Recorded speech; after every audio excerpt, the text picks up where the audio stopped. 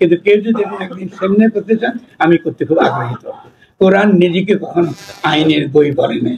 কোরআন আমাদের মতো মূর্খদের বলেছে যে কোরআন তোমাকে দিছি নাজিল, তুমি হেদায়েত যখন চাইবা, যেহেতু তুমি মুত্তাকি, তুমি যদি আল্লাহর কাছে নিজেকে সমর্পণ করে থাকো তাহলে তোমার জন্য হেদায়েত আছে কোরআনে। আর যারা আল্লাহর কাছে নিজেকে সমর্পণ করে নাই, শুধু বিশ্বাস বিশ্বাস বিশ্বাস করে, এদের জন্য হেদায়েত নেই। বিশ্বাস ইসলামী কোন শব্দ না। ইমানের অনুবাদ বিশ্বাস, ইমানের অনুবাদ হচ্ছে আত্মসমর্পণ। বিশ্বাস খ্রিস্টানিটির ধর্ম।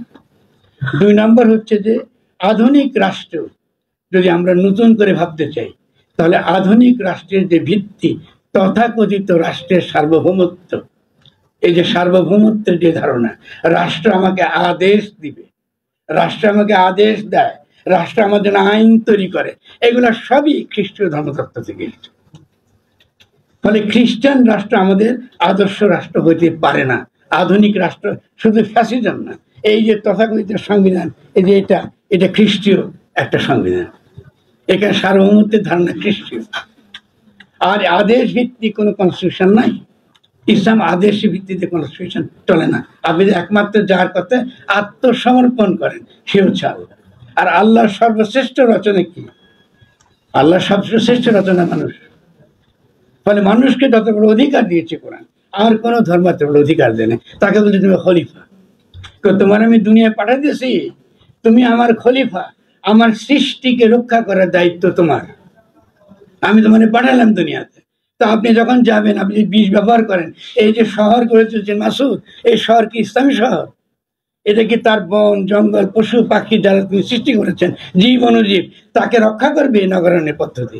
তা আপনারা এগুলো বলেন না কেন? যদি আপনি ইসলাম হয়ে থাকেন, আপনার প্রকৃতির কথা বলেন না কেন, পরিবেশের কথা বলেন না কেন, প্রাণের কথা বলেন না কেন, জমির কথা বলেন না কেন, নদীর কথা বলেন না কেন, পাহাড় পর্বতের কথা বলেন না কেন, আদিবাসীদের কথা বলছেন, এটাও বলবেন না কেন? আর আদিবাসী শব্দটা তো নিঃসন্দেহে বিতর্কিত। কারণ আপনি কেন সেটলার, এই যে যেটা যাদের জমি তাদের অধিকার, সেখানে গিয়ে সমতল থেকে লোক বাসাতে কেন? এটা তো তাদের জমি। আমার বাপের সন্তান হিসেবে তার জমির আমি অধিকারী। ঠিক তেমনি ওই যে পার্বত্য চট্টগ্রামের যাদেরকে আমরা বিভিন্ন ক্ষুদ্র জাতি গোষ্ঠী, তাদের যে নিয়ম, সেই নিয়মটা হলো এই যে তাদের রাজা তাদেরকে জমি দেয়, তারা ব্যক্তিগত মালিকানা নাই। ফলে যে পাহাড় তারা ফেলে রাখে জুম চাষের জন্য, সেই পাহাড় তাদের। এটা খালি পাহাড় বলে কোনো খালি পাহাড় নেই, খালি পাহাড় কোনো পাহাড় ছিল না। আপনি সেখানে স্যাটেলাইট বসিয়েছেন এবং দীর্ঘকাল লড়াই করেছেন। লড়াই করে আমরা এমন জায়গায় এসেছি, এখন আরাকান সঙ্গে একটা সমস্যা তৈরি হয়েছে।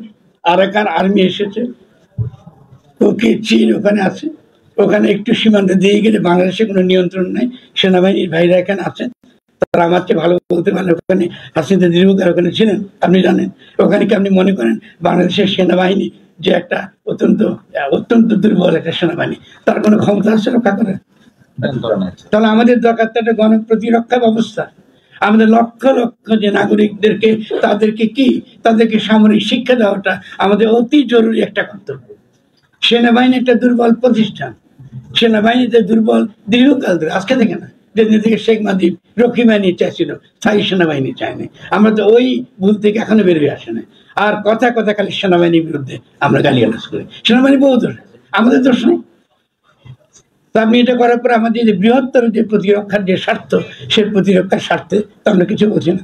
জামাতে ইসলামী একসময় বাধ্যতামূলক সামরিক শিক্ষার কথা বলতো না। এখন কি হচ্ছে আপনাদের?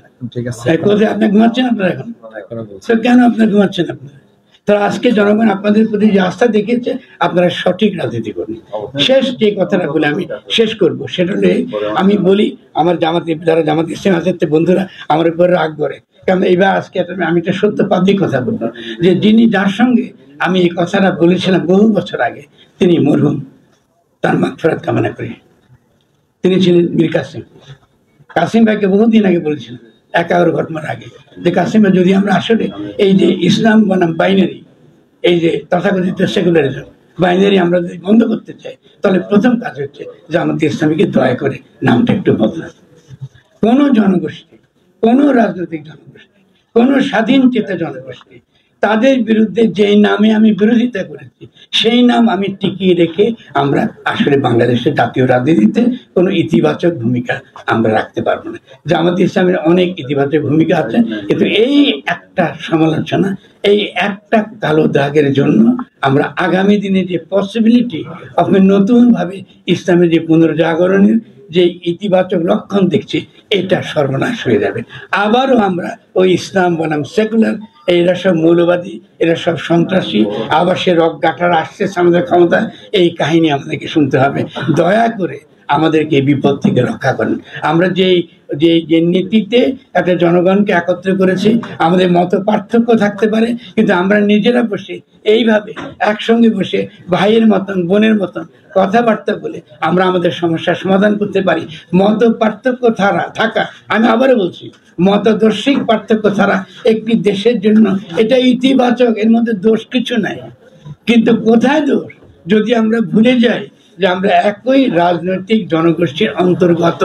আমার ভাইটাকে নিয়ে যে আমার কথা শুনে না, যাকে আমাকে শাসন করতে হয়, তাকে নিয়ে আমার একই বাড়িতে থাকতে হবে, তাকে নিয়ে আমাকে চলতে হবে। তাহলে এই চিন্তা ছাড়া, রাজনৈতিক জনগোষ্ঠীর ধারণা ছাড়া আমরা আগামী দিনের বাংলাদেশ গঠন করতে পারবো না।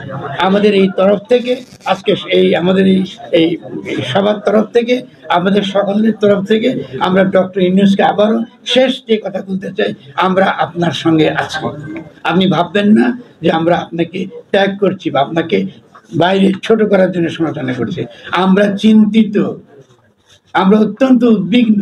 আপনি যেভাবে মার্কিন যুক্তরাষ্ট্রের সঙ্গে ধর্মমরণ শুরু করেছেন, বাইরে থেকে যেসব লোককে নিয়ে এসেছেন, এটা মারাত্মক চিন্তা, উদ্বিগ্নতার জন্ম দিয়েছে। এটা সমাধান করবার একমাত্র পথ হচ্ছে তথাকথিত লুটেরা মাফিয়া শ্রেণীর কথা না, আমাদের কথা শুনুন। দরকার হলে আমরা আপনার সঙ্গে বসে আমাদের যে কথাগুলো আমরা আপনাকে বলতে চাই, আমাদেরকে বলতে দিন। একটা সত্যিকারের একটা জাতীয় একটা অবস্থান আপনি গড়ে তুলুন, যাতে আমরা কোনো বড় ধরনের বিপদে না